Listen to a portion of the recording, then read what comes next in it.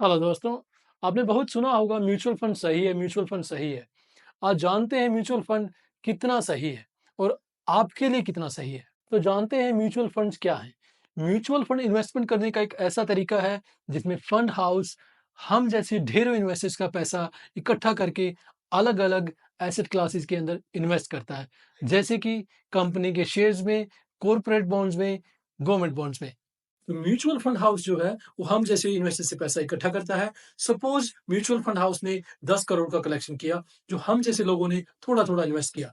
तो वो अब उस 10 करोड़ को मैनेज करने के लिए एक फंड मैनेजर असाइन करता है। तो वो अब उस फंड मैनेजर पे डिपेंड करता है कि वो उस पैसे को कहाँ इन्वेस्ट करेगा। अगर आप अपना पैसा इक्विटी फंड में लगाते हैं तो आपका पैसा अलग-अलग कंपनीज़ के अंदर इन्वेस्ट होगा, जिसमें आपका रिटर्न कंपनी की प्रॉफिट और ग्रोथ पे डिपेंड करेगा।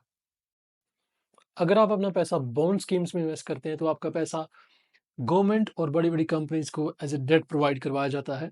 अगर आसान भाषा में समझाऊँ तो मैं ये पैसा गवर्नमेंट और बड़ी-बड़ी कंपनीज़ को आप एज़ अ लोन के रूप में देते हैं, जिसमें एक फिक्स्ड अमाउंट ऑफ इंटरेस्ट आपको by end of the maturity दिया जाता है।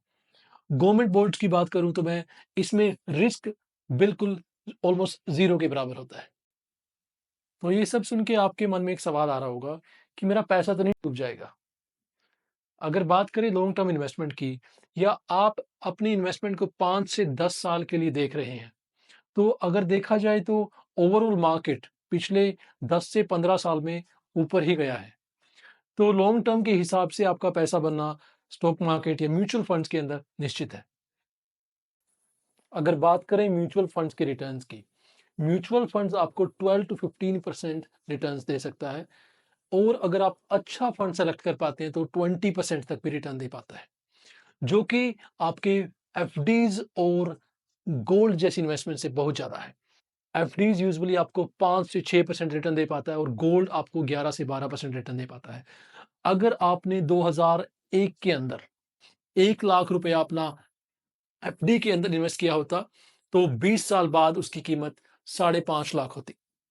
अगर वही 1 लाख पैसा आपने 2001 के अंदर गोल्ड में किया होता, तो उसकी इन्वेस्टमेंट की वैल्यू आज साढ़े 11 लाख होती।